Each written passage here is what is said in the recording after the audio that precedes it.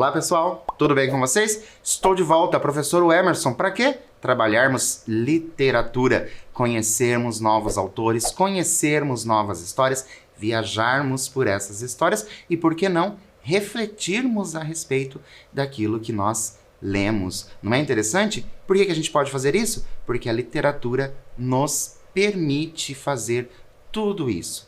Viajar, conhecer e refletir. E antes de nós iniciarmos a nossa aula de hoje, eu convido você para a gente conversar um pouquinho. O que você entende por autores clássicos? Quando a pessoa fala assim para você, nossa, estou lendo um livro de um autor clássico, o que passa pela sua cabeça? Do que é um autor clássico? E você se lembra de alguma história clássica? Em algum momento da sua vida, você fez a leitura ou alguém te contou uma história clássica? Será que isso aconteceu com você? E que história você lembra que você considera como sendo um clássico, né? Um clássico aí da literatura. Como você me conhece bem, você sabe que eu fico curioso para saber dessas suas respostas. Mas já que a gente já está falando de clássico, por que será que nós começamos a falar de clássico, de leitura clássica? Vamos começar e ver o nosso autor de hoje? Nós vamos conhecer o nosso autor de hoje. Olha só, será que você já conhece esse nosso autor de hoje? Olha, o nosso autor é Machado de Assis, nascido no ano de 1839 e faleceu em 1908. Eu tenho quase certeza que em algum momento da sua vida você vai passar por esse nome chamado Machado de Assis. Vamos conhecer um pouquinho deste autor? Olha só.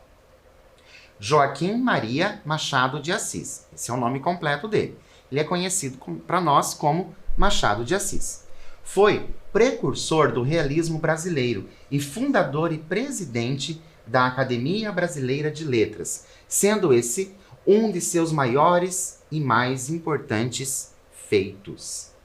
Publicou mais de 200 contos, 10 romances e demais publicações de diversos gêneros, como folhetins, peças teatrais, contos e crônicas, tornando-se grande referência como cronista de sua época. Machado tratava com frequência sobre a ascensão social e a manutenção das aparências sociais, por meio de críticas à burguesia, dando luz ao realismo brasileiro. Suas obras, recheadas de ironias, abordam o que ele observava na sociedade da época. Agora eu chamo a atenção de vocês para a gente conversar um pouquinho sobre essa última parte, que é sociedade da época.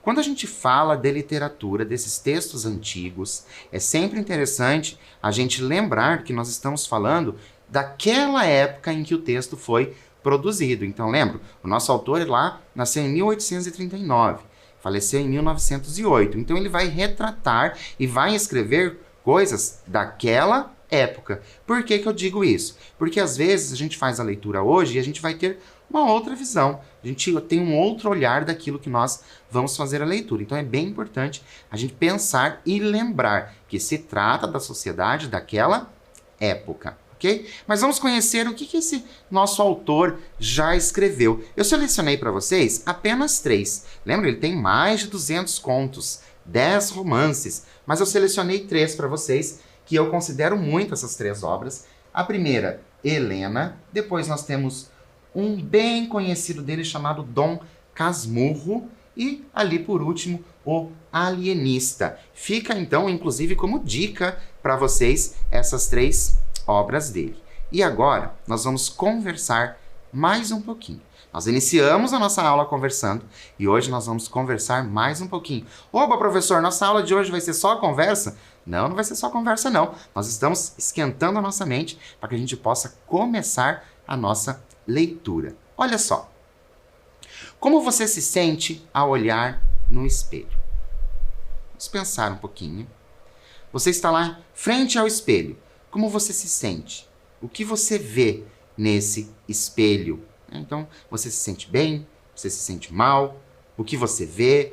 Para qual coisa você chama mais atenção? Será que você chama mais atenção para as rugas? Será que você chama mais atenção para os cabelos? Será que você chama mais atenção para os cabelos brancos? O que será que você vê no espelho? Quando você se olha no espelho, o que você vê nesse espelho? E você já se espelhou em alguém? Já ouviram essa expressão? Se espelhar em alguém? Ou seja, ver na outra pessoa uma forma de você ser? Isso já aconteceu com você?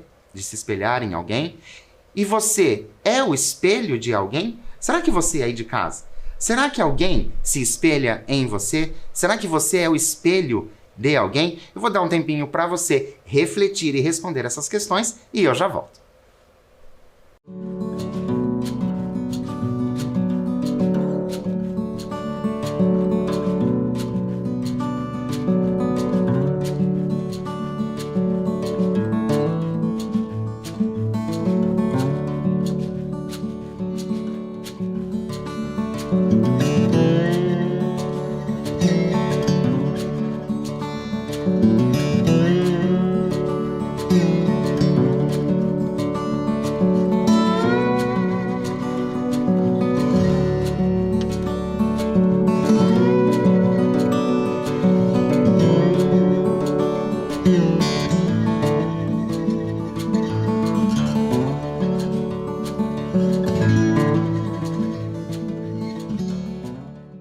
Então, será que tudo isso já aconteceu com você? Será que você já se espelhou em alguém? Será que você é o espelho de alguém? E eu fico muito curioso para saber como que você se vê nesse espelho. Então, eu trouxe para vocês esse conto chamado O Espelho. Então, O Espelho é o título principal, mas ele tem também um título auxiliar. Olha só, Esboço de uma nova teoria da alma humana. Forte, né? Esse título bem forte.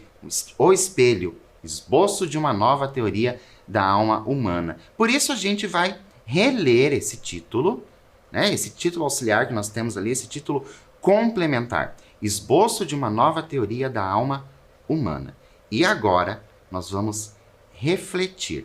Olhem só, prestem bem atenção nessa imagem que está aparecendo para vocês. De que maneira o título auxiliar, Esboço de uma nova teoria da alma humana, e a obra do artista, o artista plástico, tá? Esse Gilbert é quem fez essa pintura, podem se relacionar. Então, como que o esboço de uma nova teoria da alma humana e esta obra de arte podem se relacionar? Vou dar um tempinho para você refletir e pensar a esse respeito e eu já volto.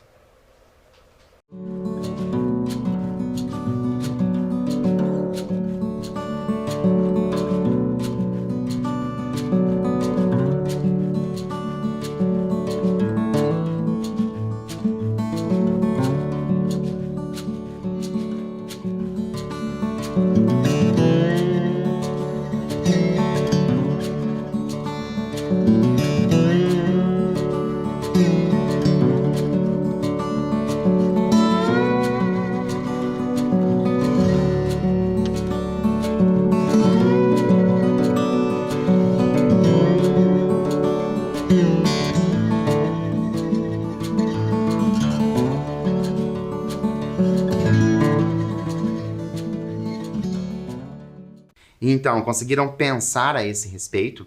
Essa imagem, essa pintura do Gilbert, ela é muito forte se a gente começa a reparar ali, até tem uma ilusão de ótica, porque essa pessoa em frente ao espelho vai formar uma outra imagem. Então, tudo isso é muito interessante quando a gente pensa no esboço de uma nova teoria da alma humana. Vamos iniciar o conto, então? Então, eu convido vocês a acompanharem a leitura comigo. Olha só.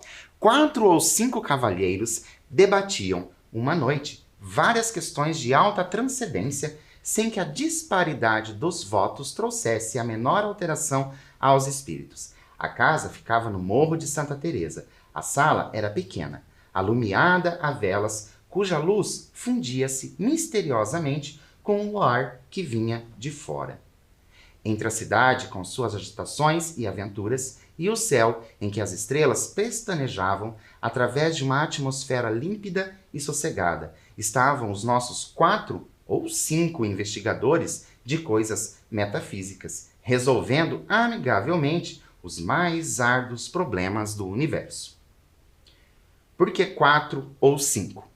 Rigorosamente, eram 4 os que falavam, mas, além deles, havia na sala um 5º personagem, calado, pensando, cochilando, cuja espórtula no debate não passava de um ou outro resmungo de aprovação.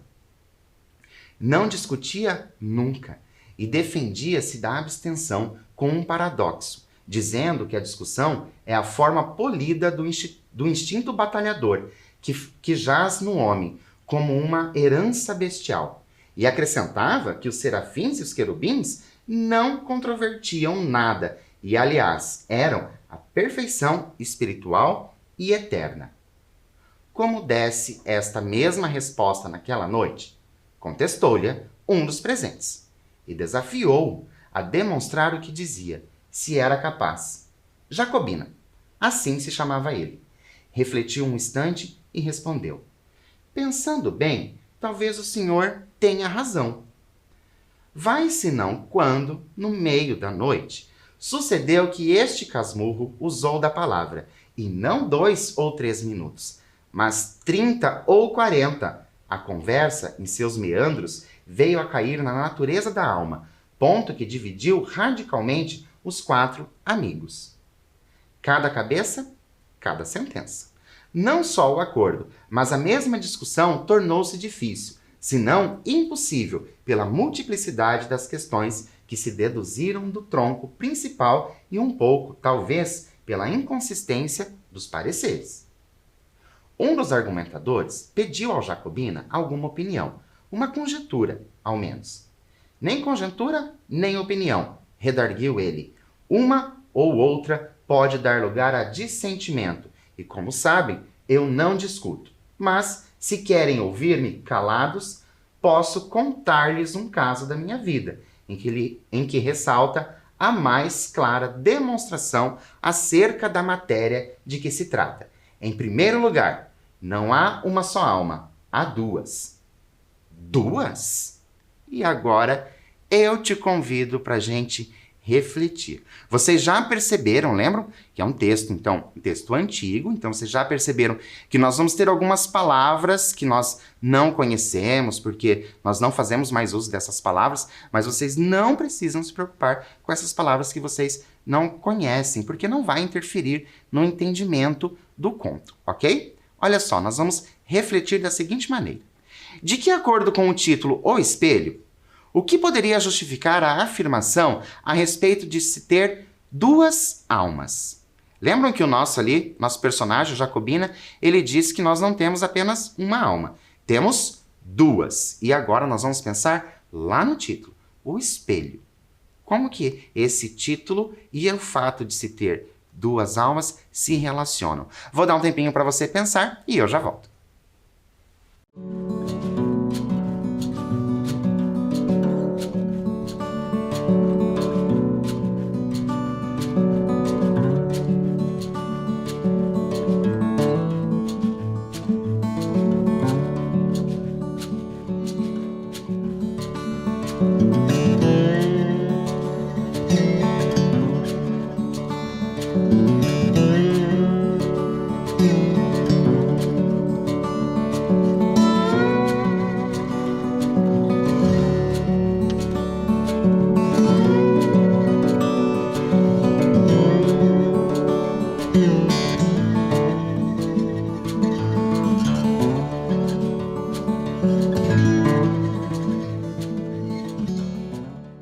Então, pensaram a esse respeito? Será que vocês conseguiram fazer essa ligação das 2 almas com o espelho?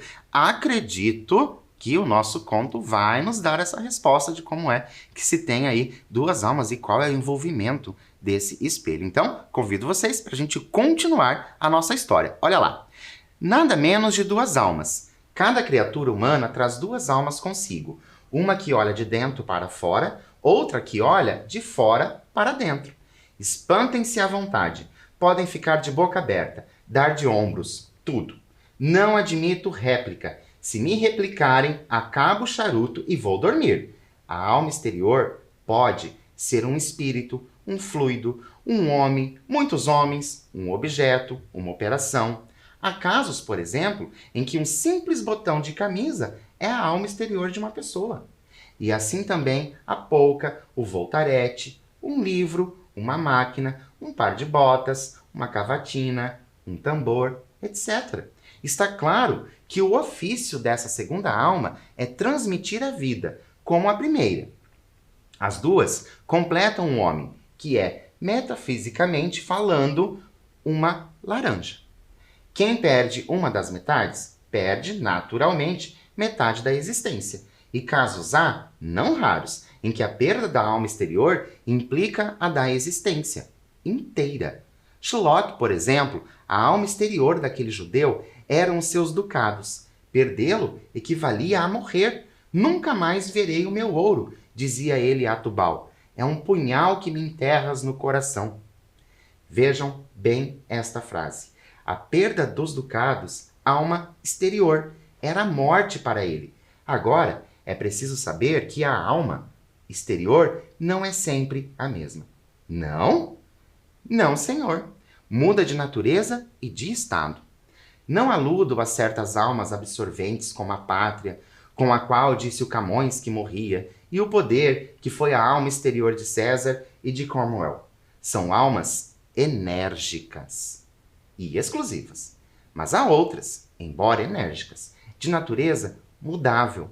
Há cavalheiros, por exemplo, cuja alma exterior, nos primeiros anos, foi um chocalho ou um cavalinho de pau. E mais tarde, uma provedoria de irmandade, suponhamos. Pela minha parte, conheço uma senhora, na verdade, gentilíssima, que muda de alma exterior 5, 6 vezes por ano. Durante a estação lírica é a ópera. Cessando a estação, a alma exterior substitui-se por outra. Um concerto, um baile do cassino, a Rua do Ouvidor, Petrópolis. Perdão, essa senhora, quem é? Essa senhora é parenta do diabo e tem o mesmo nome, chama-se Legião. E assim, outros mais casos. Eu mesmo tenho experimentado dessas trocas. Não as relato, porque iria longe. Restrinjo-me ao episódio de que lhes falei, um episódio dos meus 25 anos. Os 4 companheiros, ansiosos de ouvir o caso prometido, esqueceram a controvérsia. Santa curiosidade! Tu não és só a alma da civilização, és também o pomo da concórdia, fruta divina, de outro sabor que não aquele pomo da mitologia. A sala, até há pouco ruidosa de física e metafísica, é agora um mar morto.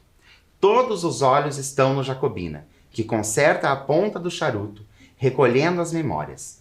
Eis aqui como ele começou a narração. Tinha 25 anos, era pobre e acabava de ser nomeado alferes da Guarda Nacional. Não imaginam o acontecimento que isto foi em nossa casa. Minha mãe ficou tão orgulhosa, tão contente, chamava-me o seu alferes. Primos e tios, foi tudo uma alegria sincera e pura. Na vila, note-se bem. E agora que nós já temos a narração, né, o início dessa narração da história, e é bacana esse conto que vocês viram que é uma história dentro da história. Eles estão ali conversando, então existe, né, essa história desses amigos conversando, mas existe essa história dentro desta outra história, que é esta que nós acabamos de ver a introdução. Mas nós temos uma observação embaixo. Na vila, note-se bem. E agora eu te convido para a gente se antecipar. O que poderia ter acontecido na vila? Lembram? Ele agora é alferes, né? Ele tem esse posto oficial de alferes. O que será que poderia ter acontecido na vila? Vou dar um tempinho para você e eu já volto.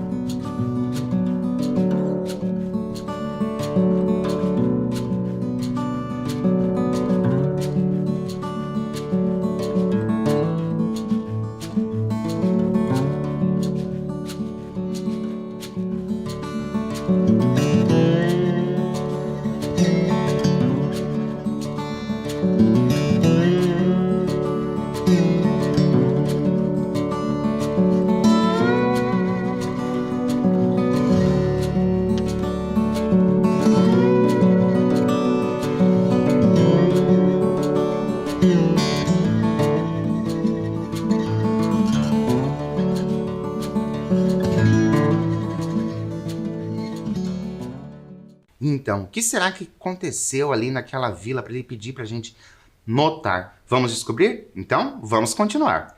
Houve alguns despeitados, choro e ranger de dentes, como na escritura. E o motivo não foi outro, senão que o posto tinha muitos candidatos e que esses perderam. Suponho também que uma parte do desgosto foi inteiramente gratuita. Nasceu da simples distinção. Lembra-me de alguns rapazes que se davam comigo e passaram a olhar-me de revés durante algum tempo. Em compensação, tive muitas pessoas que ficaram satisfeitas com a nomeação, e a prova é que todo o fardamento me foi dado por amigos. Vai então uma das minhas tias, Dona Marcolina, viúva do capitão Peçanha, que morava a muitas léguas da vila, num sítio escuso e solitário. Desejou ver-me e pediu que fosse ter com ela e levasse a farda. Fui, acompanhado de um pajem, que daí a dias tornou à vila, porque a tia Marcolina apenas me pilhou no sítio. Escreveu a minha mãe dizendo que não me soltava antes de um mês, pelo menos, e abraçava-me, chamava-me também o seu alferes. Achava-me um rapagão bonito. Como era um tanto patusca, chegou a confessar que tinha inveja da moça que houvesse de ser minha mulher. Jurava que em toda a província não havia outro que me pusesse o pé adiante. E sempre alferes. Era alferes para cá, alferes para lá, alferes a toda hora. Eu pedia-lhe que me chamasse Joãozinho, como dantes, e ela abanava a cabeça, bradando que não, que era o senhor alferes. Um cunhado dela, irmão do finado Peçanha, que ali morava, não me chamava de outra maneira. Era o senhor alferes. Não por gracejo, mas a sério, e à vista dos escravos que naturalmente foram pelo mesmo caminho. Na mesa tinha eu o melhor lugar, e era o primeiro servido. Não imaginam se lhes disser que o entusiasmo da tia Marcolina chegou ao ponto de mandar pôr no meu quarto um grande espelho, obra rica e magnífica, que destoava do resto da casa, cuja mobília era modesta e simples. Era um espelho que lhe dera a madrinha, que o comprara a uma das fidalgas vindas em 1808, com a corte de Dom João VI. Não sei o que havia nisso de verdade. Era tradição. O espelho estava naturalmente muito velho, mas via-se-lhe ainda o ouro, comido em parte pelo tempo, uns delfins esculpidos nos ângulos superiores da moldura, uns enfeites de madrepérola e outros caprichos do artista. Tudo velho, mas bom. Espelho grande? Grande. E foi como digo, uma enorme fineza, porque o espelho estava na sala, era a melhor peça da casa, mas não houve forças que a demovessem do propósito. Respondia que não fazia falta, que era só por algumas semanas. Finalmente, que o senhor alferes merecia muito mais. O certo é que todas essas coisas, carinhos, atenções, obséquios, fizeram em mim uma transformação que o natural sentimento da mocidade ajudou e completou. Imaginam, creio eu. Não. O alferes eliminou o homem. Durante alguns dias, as duas naturezas equilibraram-se, mas não tardou que a primitiva cedesse à outra. Ficou-me uma parte mínima de humanidade. Aconteceu, então, que a alma exterior, que era dantes o sol, o ar, o campo, os olhos das moças, mudou de natureza e passou a ser a cortesia e os rapapés da casa. Tudo o que me falava do posto, nada do que me falava do homem. A única parte do cidadão que ficou comigo foi aquela que entendia com o exercício da patente. A outra dispersou-se no ar e no passado. Custa-lhes acreditar. Não? Custa-me até entender, respondeu um dos ouvintes. E agora nós vamos refletir um pouquinho sobre isso que nós lemos. Então a gente sabe que nós temos o quê? Nós sabemos que nós temos esse alferes, que é um posto importante. E ele ali já vai dizendo que houve uma mudança. Então ele já se separa. Perceberam que na leitura ele se separa ali do homem, da humanidade. E eu convido você para a gente refletir a esse respeito. Você concorda com a explicação dessa questão de duas almas? Por quê? Eu vou dar um tempinho para você pensar, refletir, relembrar a história que nós lemos, até mesmo olhar aí se já aconteceu alguma coisa parecida com você ou com alguém que você conhece, e eu já volto para a gente continuar.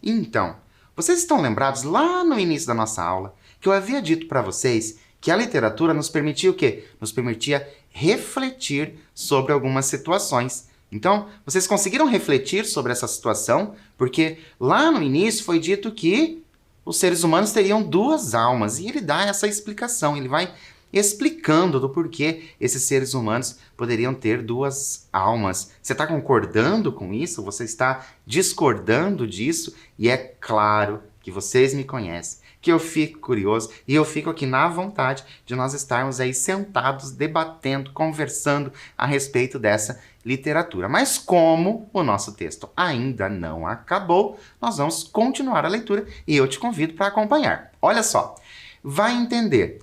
Os fatos explicarão melhor os sentimentos. Os fatos são tudo. A melhor definição do amor não vale um beijo de moça namorada. E se bem me lembro, um filósofo antigo demonstrou o movimento andando. Vamos aos fatos. Vamos ver como, ao tempo em que a consciência do homem se obliterava, a do alferes tornava-se viva e intensa. As dores humanas, as alegrias humanas, se eram só isso, mal obtinham de mim uma compaixão apática ou um sorriso de favor. No fim de 3 semanas, era outro, totalmente outro. Era exclusivamente alferes.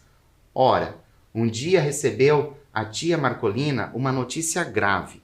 Uma de suas filhas, casada com um lavrador residente dali, a 5 léguas, estava mal e à morte. Adeus, sobrinho. Adeus, alferes. Era mãe extremosa. Armou logo uma viagem. Pediu ao cunhado que a fosse com ela. E a mim que tomasse conta do sítio. Creio que se não fosse a aflição, disporia o contrário. Deixaria o cunhado e iria comigo. Mas o certo é que fiquei só com os poucos escravos da casa. Confesso-lhes que desde logo senti uma grande opressão, alguma coisa semelhante ao efeito de 4 paredes de um cárcere, subitamente levantadas em torno de mim. Era a alma exterior que se reduzia. Estava agora limitada a alguns espíritos boçais. O alferes continuava a dominar em mim, embora a vida fosse menos intensa e a consciência mais débil. Os escravos punham uma nota de humildade nas suas cortesias, que, de certa maneira, compensava a afeição dos parentes e a intimidade doméstica interrompida. Notei mesmo, naquela noite, que eles redobravam de respeito, de alegria, de protestos. Nhô alferes, de minuto a minuto. Nhô alferes é muito bonito. Nhô alferes há de ser coronel. Nhô alferes há de casar com uma moça bonita, filha de general. Um concerto de louvores e profecias que me deixou estático. Ah, pérfidos! Mal podia eu suspeitar a intenção secreta dos malvados. Matá-lo? Antes assim fosse, coisa pior. E agora nós vamos parar mais um pouquinho e nós vamos tentar nos antecipar. Olha só, coisa pior. E qual poderia ser a intenção dos malvados, esses malvados que ele está ali falando, que vinha ali elogiando ele. Qual poderia ser a intenção? Vou dar um tempinho para você se antecipar e eu já volto.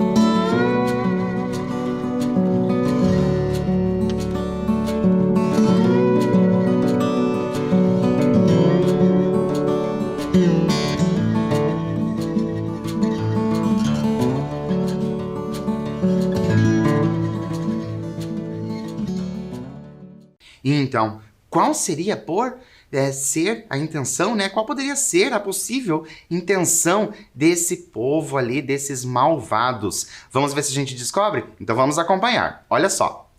Ouçam-me. Na manhã seguinte, achei-me só. Os velhacos, seduzidos por outros ou de movimento próprio, tinham resolvido fugir durante a noite. E assim fizeram. Achei-me só, sem mais ninguém, entre quatro paredes, diante do terreiro deserto e da roça abandonada. Nenhum fôlego humano. Corri a casa toda, a senzala, tudo. Ninguém, um molequinho que fosse. Galos e galinhas, tão somente. Um par de mulas, que filosofavam a vida, sacudindo as moscas. E 3 bois. Os mesmos cães foram levados pelos escravos. Nenhum ente humano. Parece-lhes que isto era melhor do que ter morrido? Era pior. Não por medo. Juro-lhes que não tinha medo. Era um pouco atrevidinho. Tanto que não senti nada durante as primeiras horas. Fiquei triste por causa do dano causado à tia Marcolina. Fiquei também um pouco perplexo, não sabendo se devia ir ter com ela para lhe dar a triste notícia ou ficar tomando conta da casa.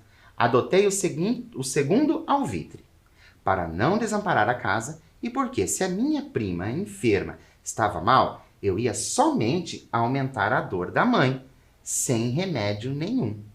Finalmente, esperei que o irmão do tio Peçanha voltasse naquele dia ou no outro, visto que tinha saído havia já 36 horas. Mas a manhã passou sem vestígio dele.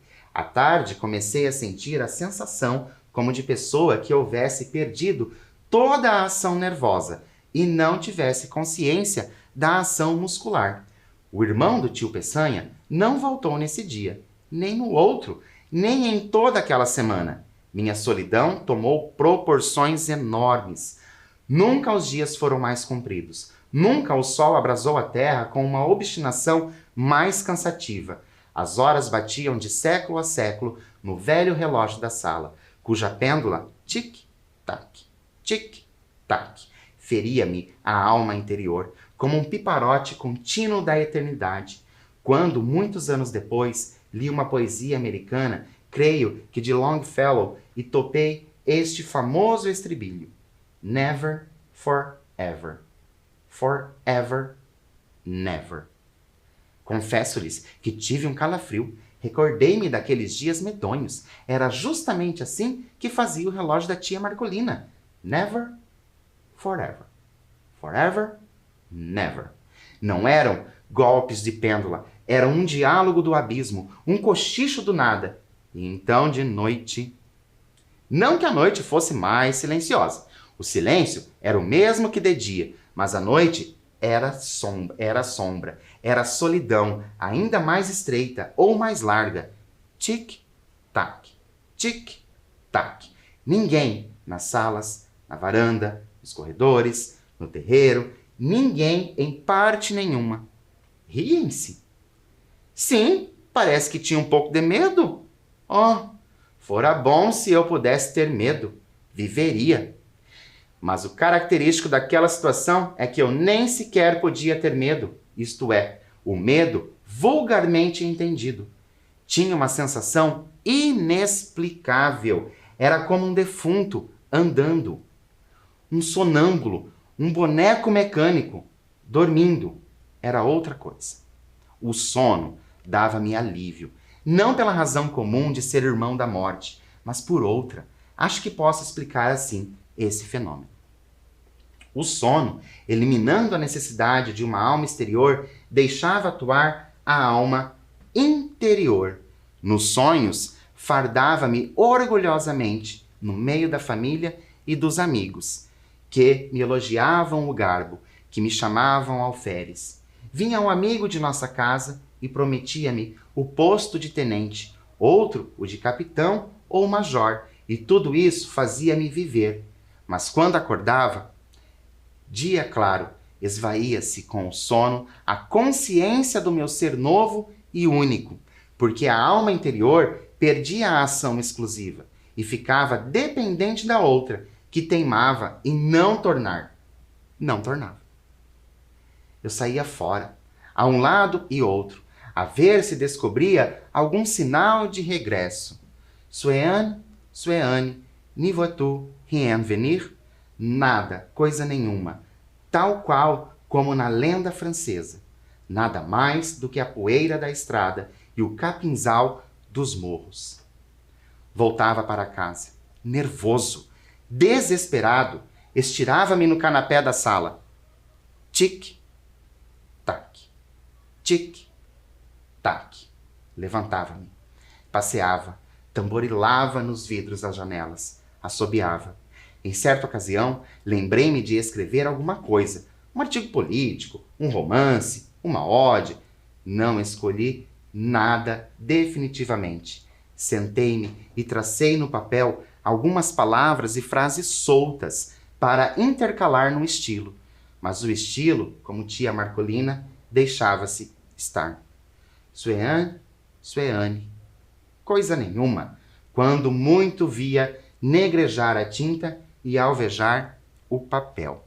Eu vou chamar a sua atenção, convidar para a gente conversar um pouquinho, que vocês estão conseguindo perceber nessa história o desespero do nosso personagem, o desespero por ele não ter mais as pessoas ali próximo a ele. E por que será que ele está com esse desespero? Será que é só pelo fato de ele estar sozinho, de não ter ninguém para conversar, ter ninguém para interagir? Será que é só por isso? Ou será que nós temos ali um pequeno desespero porque aquela outra alma, a alma do alferes, está fazendo o quê? Trazendo ali para ele, né, a falta dos elogios. Interessante a gente pensar, mas nós vamos continuar. Olha só. Definitivamente, sentei-me e tracei no papel algumas palavras e frases soltas para intercalar no estilo. Mas o estilo, como tia Marcolina, deixava-se estar. Sueane, coisa nenhuma. Quando muito via negrejar a tinta e alvejar o papel. Mas não comia? Comia mal. Frutas, farinha, conservas, algumas raízes tostadas ao fogo, mas suportaria tudo alegremente, se não for a terrível situação moral em que me achava. Recitava versos, discursos, trechos latinos, liras de Gonzaga, oitavas de Camões, décimas, uma antologia em 30 volumes. Às vezes fazia ginástica, outra dava beliscões nas pernas, mas o efeito era só uma sensação física de dor ou de cansaço, e mais nada. Tudo silêncio, um silêncio vasto, enorme, infinito, apenas sublinhado pelo eterno tic-tac da pêndula. Tic-tac, tic-tac. Na verdade, era de enlouquecer. Vão ouvir coisa pior. Convém dizer-lhes que desde que ficara só, não olhara uma só vez para o espelho. Não era abstenção deliberada. Não tinha motivo. Era um impulso inconsciente. Um receio de achar-me 1 e 2 ao mesmo tempo. Naquela casa solitária. E se tal explicação é verdadeira, nada prova melhor a contradição humana. Porque no fim de 8 dias, deu-me na veneta de olhar para o espelho com o fim justamente de achar-me 2. Olhei e recuei. O próprio vidro parecia conjurado com o resto do universo. Não me estampou a figura nítida e inteira, mas vaga, esfumada, difusa, sombra de sombra. A realidade das leis físicas não permite negar que o espelho reproduziu-me textualmente com os mesmos contornos e feições. Assim devia ter sido, mas tal não foi a minha sensação. Então tive medo, atribuí o fenômeno à excitação nervosa em que andava. Receei ficar mais tempo e enlouquecer. Vou-me embora, disse comigo, e levantei o braço com um gesto de mau humor e ao mesmo tempo de decisão. Olhando para o vidro, o gesto lá estava, mas disperso, esgaçado, mutilado. Entrei a vestir-me murmurando comigo, tossindo sem tosse, sacudindo a roupa com estrépito, afligindo-me a frio com os botões para dizer alguma coisa. De quando em quando, olhava furtivamente para o espelho. A imagem era a mesma difusão de linhas, a mesma decomposição de contornos. Continuei a vestir-me subitamente, por uma inspiração inexplicável, por um impulso sem cálculo, lembrou-me, se forem capazes de adivinhar, qual foi a minha ideia. E eu passo essa pergunta para vocês. Qual poderia ter sido a ideia do personagem? Vou dar um tempinho para vocês e eu já volto.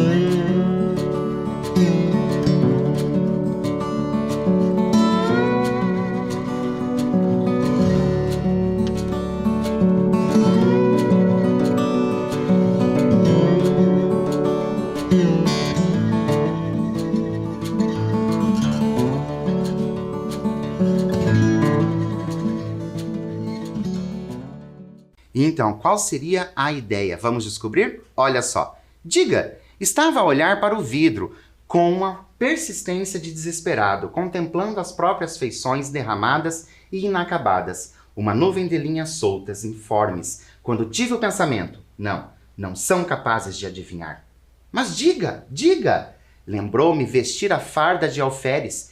Vestia, aprontei-me de todo, e como estava defronte do espelho, levantei os olhos e, não lhes digo nada, o vidro reproduziu então a figura integral. Nenhuma linha de menos, nenhum contorno diverso. Era eu mesmo, o alferes, que achava, enfim, a alma exterior. Essa alma ausente com a dona do sítio, dispersa e fugida com os escravos, ei-la recolhida no espelho. Imaginai um homem que pouco a pouco emerge de um letargo, abre os olhos sem ver, depois começa a ver, distingue as pessoas dos objetos, mas não conhece individualmente uns nem outros. Enfim, sabe que este é fulano, aquele é cicrano, aqui está uma cadeira, ali um sofá.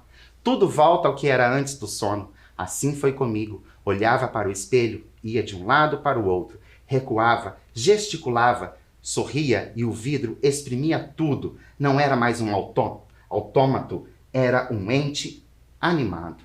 Daí em diante, fui outro.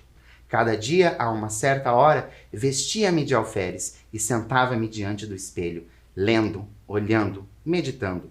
No fim de 2, 3 horas, despia-me outra vez. Com este regime, pude atravessar mais 6 dias de solidão sem o sentir.